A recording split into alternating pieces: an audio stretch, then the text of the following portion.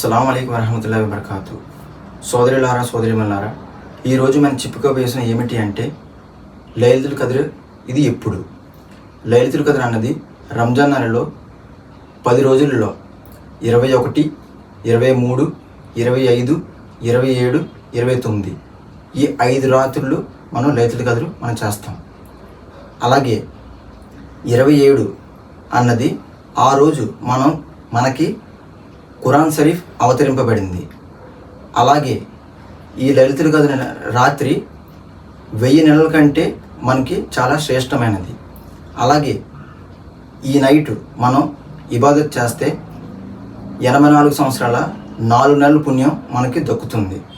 అలాగే ఈ నైట్ మొత్తం మనం ఖురాన్ షరీఫ్ అలాగే జికిర్ చేయడం, నఫిల్ నమాజ్ చేయడం చాలా మంచిది. ఈ నైటు ఎంతో శ్రేష్టమైనది. అలాగే ఈ లైలతుల్ ఖద్ర్ రాత్రి 4 రకాతుల నఫిల్ నమాజులు ఉన్నాయి. అది మొదటి రకాతులో సూరా ఫాతిహా తర్వాత ఇన్నా అంజల్నాహు సూరా చదవవలెను.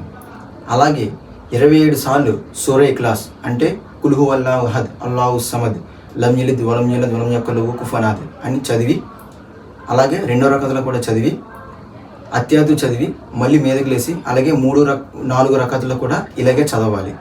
ఇది చదివిన తర్వాత 1000 సార్లు దరూద్ షరీఫ్ చదవాలి.